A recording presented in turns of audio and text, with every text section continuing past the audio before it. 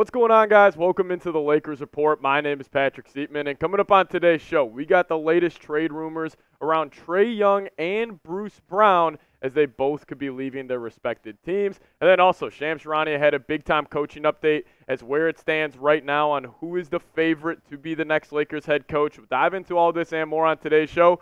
But first off, I got to make sure you guys are subscribed here to the channel, and if you guys want daily Lakers videos this offseason, send me a message, send a message to my bosses, and hit that subscribe button, lock us in. I would really appreciate it if you guys could do so. So the Raptors are reportedly going to be open to dealing Bruce Brown this offseason as they do have a team option on his contract, and it's looking like they will probably accept that and then look to deal Bruce this summer. This is what actually Doug Smith, who works for the Toronto Star, had to say about the Bruce Brown trade rumors. He said the Raptors have until June 29th, 2 days after the draft, to exercise an option on the $23 million he's owed next season, a valuable expiring contract to put on the market. Then he said the sense from a handful of league sources is that the Raptors are likely to pick up the option, then turn around and deal Brown quickly rather than wait until the 2025 trade deadline. So Doug Smith is suggesting that Bruce Brown could be dealt this offseason instead of the Raptors obviously waiting until next year's trade deadline. But Bruce, he did sign with the Indiana Pacers last offseason, and then he did get traded to the Toronto Raptors, a part of that Pascal Siakam deal. And, in limited minutes and only 29 a night, he still had a pretty solid year. Wasn't as effective as he was with the Denver Nuggets during that playoff run, but was still able to put up 12-plus points a game. 3 assists, still pretty efficient. Wasn't the same shooter as he was over the past couple of seasons, but was still at 32.7%. If we're looking at a little deeper here on his shooting percentages, his catch-and-shoot three-point percentage was down this season at 33.1.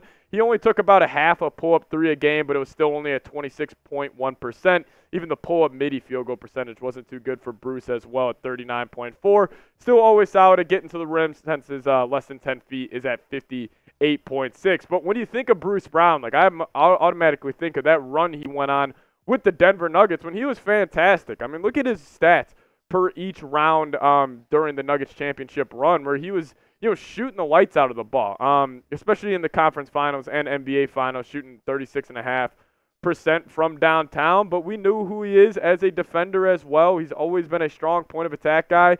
And if you got that production of 10-plus points a game, pretty solid efficiency, especially in the later half of the playoff run, I think Bruce Brown would be a great addition to the Lakers. And, in my opinion, when you look at the Lakers roster and specifically their backcourt, I wasn't a big fan of the combination of D'Lo and Austin Reeves because they relatively play the same way, where they both need the ball in their hands to be effective. They're okay catch-and-shoot guys, but, when they're at their best, they're the one, manning the offense and running the show. I would want the Lakers to move off one of them and then add a guy like Bruce Brown, who is an elite defender, and also he can just knock down threes in the flow of the offense. He's not a guy that needs the ball in his hands.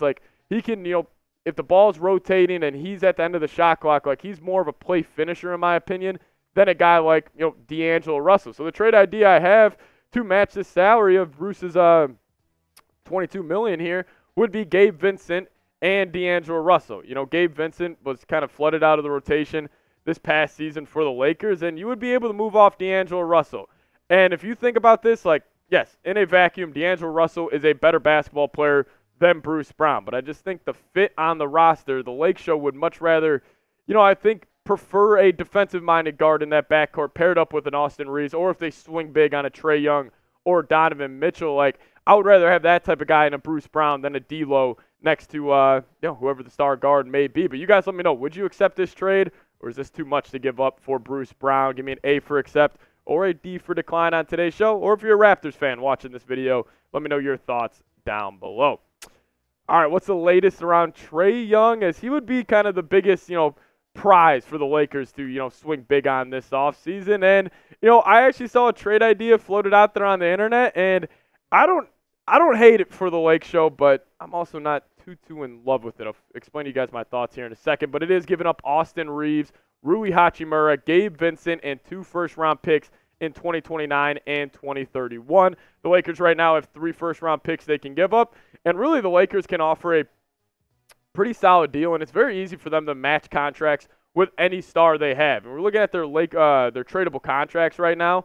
D'Angelo Russell, $17 million.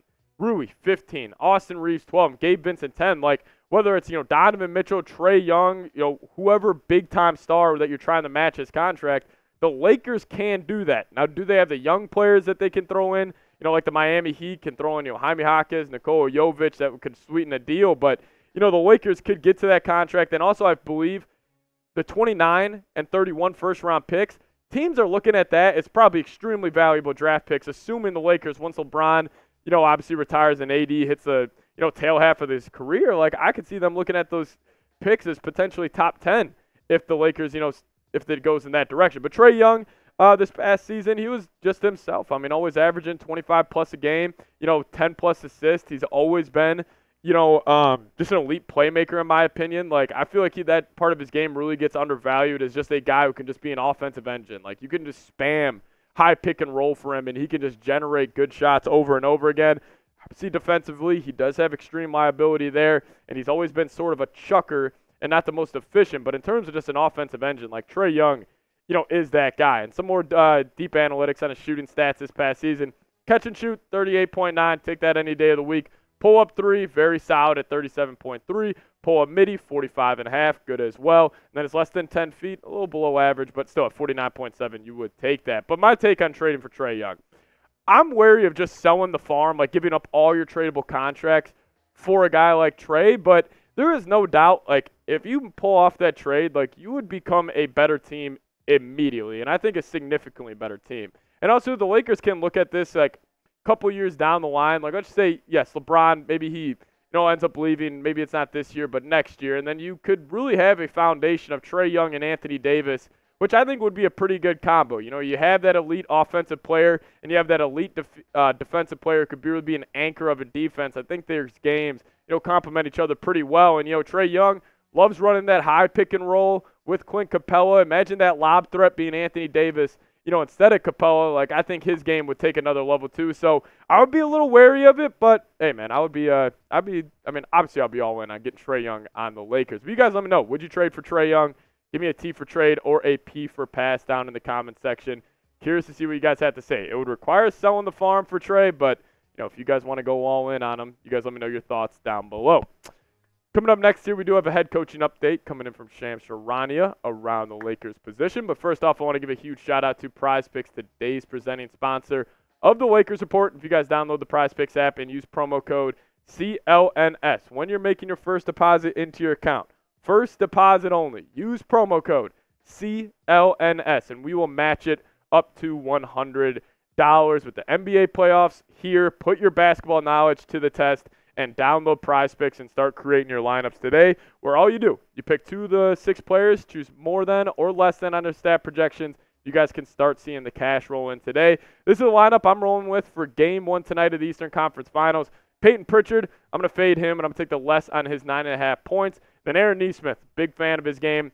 I'm going to take the more on his 16.5 points, rebounds, and assists. Then Andrew Nebhard, I think he's going to at least hit 1 3 tonight, so I'm going to take the more on his half of 3. But hey, fade my picks, ride my picks. Whatever you guys do, just do it at Prize Picks. We would really appreciate it if you guys head to prizepicks.com/CLNS. And when you're making that first deposit into your account, first deposit only, use promo code CLNS, and we'll match it up to $100.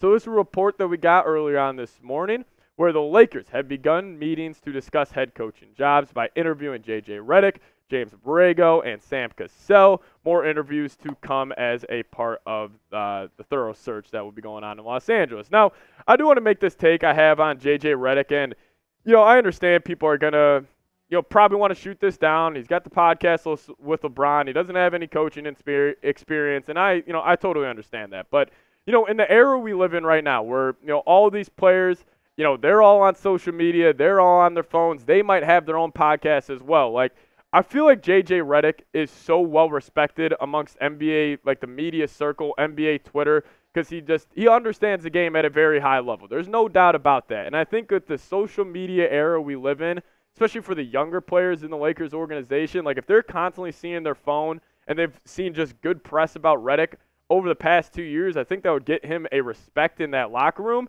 And plus, I listen to J.J. Redick's podcast all the time. This dude knows what he's talking about. He's an elite basketball mind, and I think he's also very good at, kind of displaying his thoughts and communicating his thoughts on a very high level, and I think that will work being a head coach. But, I understand it would be a polarizing choice at the head coach, but I actually do believe, like J.J. Redick, it would end up working out in Los Angeles. But Shams also had this interesting quote yesterday, and this might get a chuckle out of a couple of you guys, but he said, "I'm told LeBron James is not involved in the Lakers head coaching search. James has made it clear that that this is the organization's decision. He's had no conversation with the Lakers about J.J. Redick." And I just can't believe that to be true one bit, because if you're Rob Pelinka, who is the first person you calling to get their insight or input on J.J. Redick potentially being the next Lakers head coach? It's LeBron James. He's got a podcast with him. He's got a strong relationship with him. Like, I just think that was coming straight from Rich Paul telling Shams, like, hey, we don't want to, let's just say J.J. Redick doesn't work out. We don't want our name connected to it. Like, I think this was LeBron kind of finding him, just an excuse later on if this doesn't work out. But overall, I think the Lakers do need a culture setter at head coach. And I don't know if J.J. Redick would be the best guy for that. Maybe it would be a guy like Sam Cassell, or we know they're interested in Micah Nori, who I'm a big fan of. It's a Timberwolves assistant. If you guys have been watching the Timberwolves games, he's the one that is actually on the sideline right now going up and down the court. So I would like him as well. But, I think J.J. Redick would be a fine choice. I don't think we'll be able to set a culture there in Los Angeles. But, hey, you guys let me know. Who do you want as the next Lakers head coach? Let me know your thoughts down in the comments section. If it's not J.J. Redick, maybe you guys have another candidate out there. But, we obviously know Anthony Davis close with James Borrego, so I could, see him wanting him as well. But, you guys let me know. Name a candidate for me in the comments section. And also make sure you guys are subscribed. If we get any more updates around your Lakers, we'll have a video for you guys ASAP. So we'll see you all next time. Go Lakers.